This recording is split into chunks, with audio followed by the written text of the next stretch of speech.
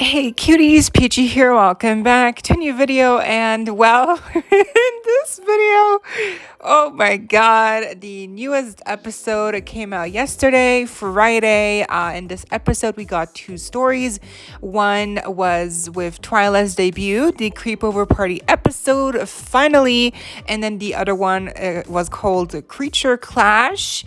And it was about Frankie and Kuma, the Big Bear character, and also Draculauras' mom. So very juicy, but it gets even juicier because Twyla, there's a big reveal that happens, and it's amazing. I cannot believe they did it. They did that. I mean, it's so cool. So let's just get into it. We have so much to talk about, and let's go on over to my live breakdown. Okay, so starting off with the Creepover Party episode.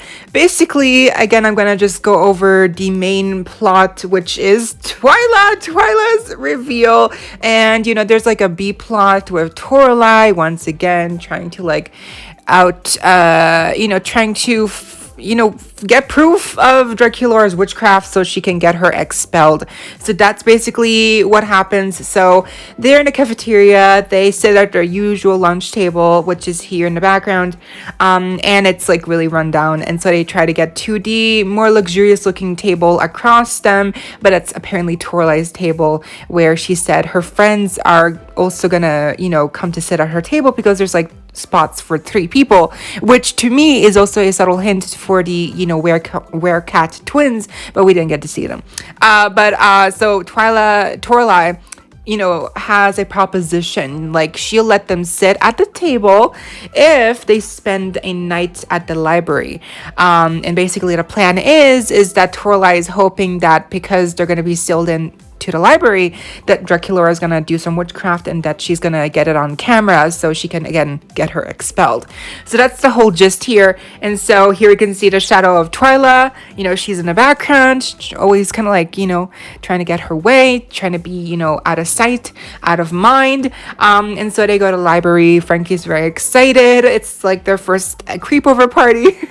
And so we have them in their look, so we've seen before. And then they do a little dance party, but Twyla, she in her shadow form that we just saw, she steals the radio, and then she reveals herself when they think that it's Toralei. She says, "No, I'm Twyla. Like I'm Twyla. I'm not Toralei, and y'all are noisy AF. Okay, so please." Keep it down. So right there, I knew she was gonna be different. I knew. I just had a feeling. I had a feeling that, wait, are they gonna make her, autistic? And I'm like, oh, she is. So, Draculaura recognizes Twyla. They spent, I'm guessing, like all of kindergarten together since, they went to the same school. And, Frankie and Claudine are new to the school. So that makes sense. And so that's why they don't know each other. And so here we have a flashback to the scene before in the creepateria. Again, she's in her shadow form, and that's why you cannot see her sometimes because she's, again, always in the background. And then so Frankie, asks Twyla why she stole the radio. And she's like trying to explain herself. Like, I didn't steal it. I don't want to steal it. It's more like just it was noisy. And so she's trying to explain herself. And you can tell like it's not easy for her. That's so sweet. And she's like, okay, let me try again. And then she's like, okay, here goes. I'm autistic, and like loud noises are too much for me.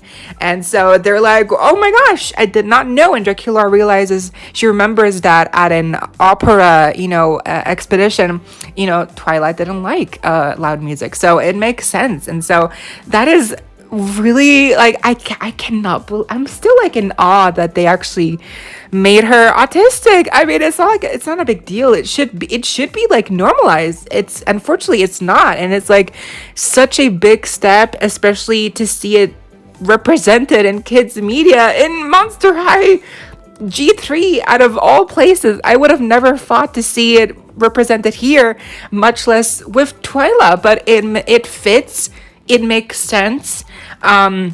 and all her mannerisms. Like if you pay attention to the clips, that by the way, if you want to see the clips, I posted a shorts with actual clips in it like 2 hours ago, and then I also have my Instagram with all the clips, so check it out if you want to. But basically she has a lot of like distinctive mannerisms and like very niche distinct just things that people usually with autism tend to do because it's a coping mechanism. So like for her, she plays around with her like bracelets a lot. She doesn't have good, she can't hold eye contact, and so stuff like that, you really notice it once you pay attention, and it's just really the attention to detail that I love. It's like they actually cared, and so I love that it actually makes sense. And then so Twyla gets in the zone. She's like explaining like why she likes to be in the library in the first place. It's because she gets to read all of her favorite books, and so that's where she talks about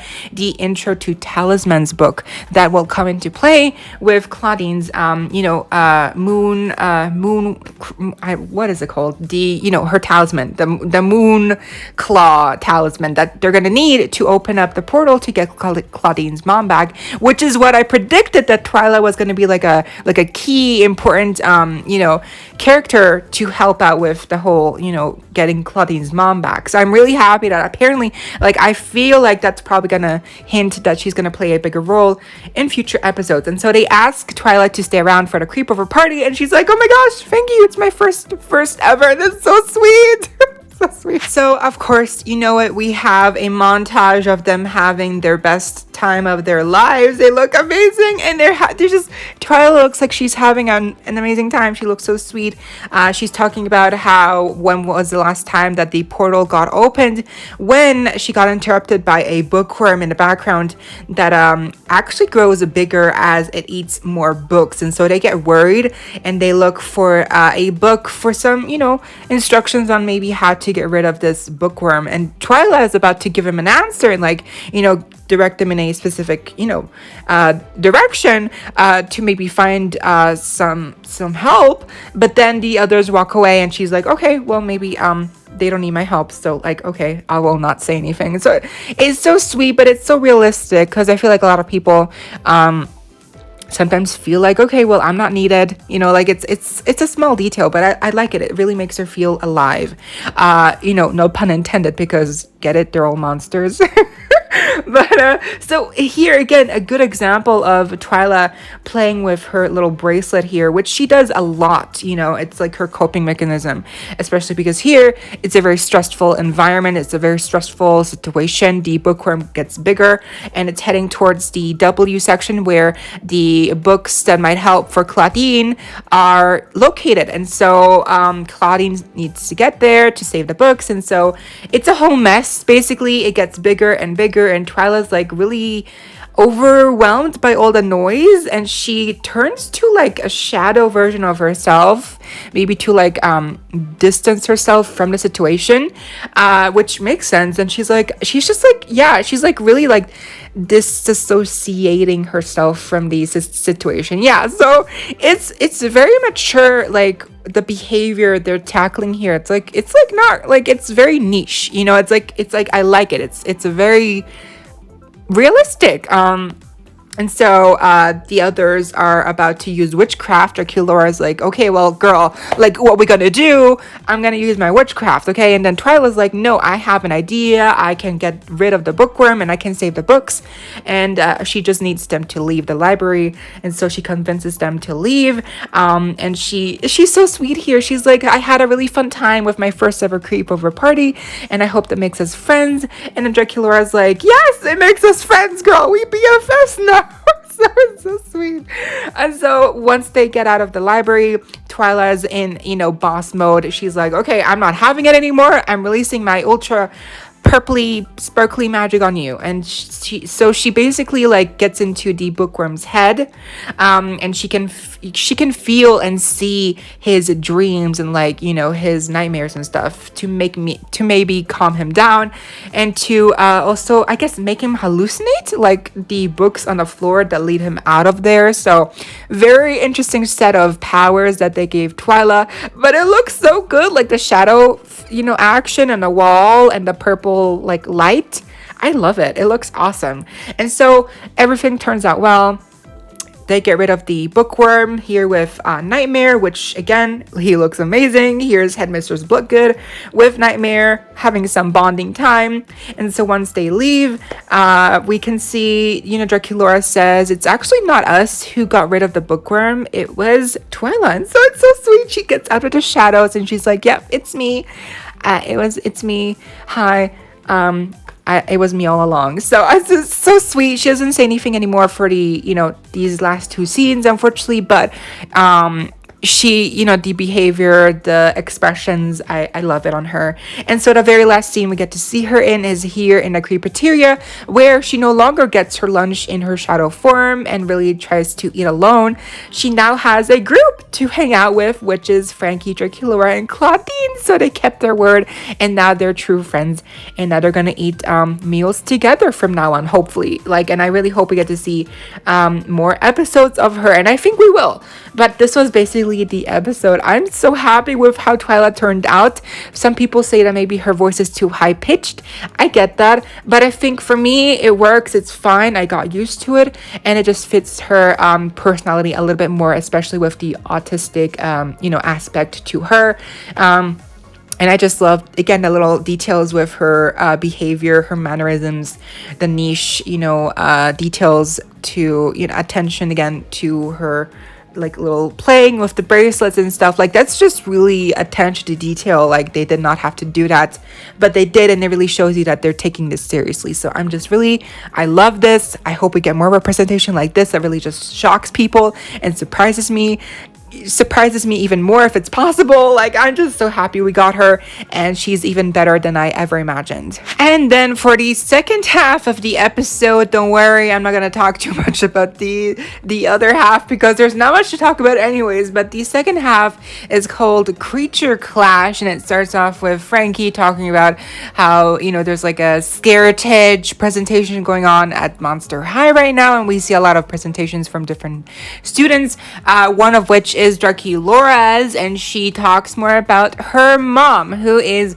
from Taiwan, and she explains that whenever they are at her vamp family, they talk Mandarin, and then she says I think hello, my name is Draculaura in Mandarin. So really, really sweet, and then the mom, obviously we get to see Draculaura's mom, and we actually get to know her name as well. Her name is Fang Wei, as stated here officially from the showrunner, Shea Fontana. So that is her name officially. It's Fang Wei, which is a really distinct name. I think Draculaura's mom looks great. I saw a lot of people commenting that she looks like their mom, because I think it's a haircut. The haircut is just a very mom haircut. Even my mom has that haircut. It's just a very popular haircut, and then the eyes, very red eyes. I also saw people thinking that was G3 Valentine. Girl. I mean, yeah, I see it. The eyes, they're very red. I wonder if she's a different species of vampire, because the eyes definitely seem to be much more red leaning. I think she looks great. I hope we get to see her maybe in action. I hope we get to see more of her. We get to hear more of her. We get to hear also more of Draculaura's heritage with her mom, her Taiwanese heritage, and maybe we get to see that explored a little bit more. But overall, I think it's a very good it's a very good first impression of Draculaura's mom. I'm very happy that she got introduced. And so here's some other clips from the episode. We can see here some other students presenting, their heritage. We have Spectra. We have Laguna and Finnegan, who actually turn out to be related. They're cousins or something. So that's very funny. So here we have the Werepack, Howleen. Yes, more Howleen, finally. Here's Draculaura again, her mom, her dad. And then here's Kuma.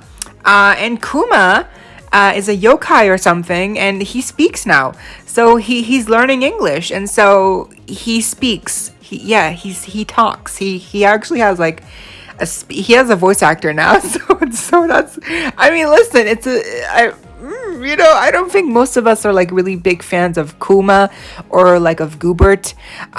Like I don't understand why they're really like Mattel is really trying to make these two characters like stick. But I mean, let's see what happens. I think Kuma, at least his personality seems to shine a little bit more with the heritage, and the voice actor just does a really good job at giving him charisma. So basically the plot, if you care, as Frankie gets enamored with Kuma's heritage, there's this specific ritual that they try to reenact, and it goes wrong, and it turns all undead monsters really savage. And so that includes Gulia. The zombie characters, look, this is a very awkward picture without context. And then so they try to stop them. Draculauras is also affected because undead, remember, it's very, very clever, you know, very clever. They even set it up earlier in the episode. Here's Abby looking fabulous. I love those pants. They're even more pearly like than I remember. And then here's Kuma, like, what is happening, you know? And so they try to fix it. They try to it's a whole process. They get pictures for each character, for student that was affected, and then they reenact the ritual and reverse it basically. And so so some people said that this looks like they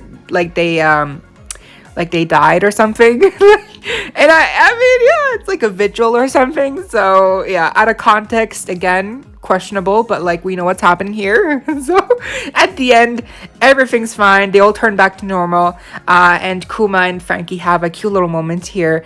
So yeah, I think Kuma as a character, like he's gonna grow on me. I think it's weird he talks now like out of nowhere.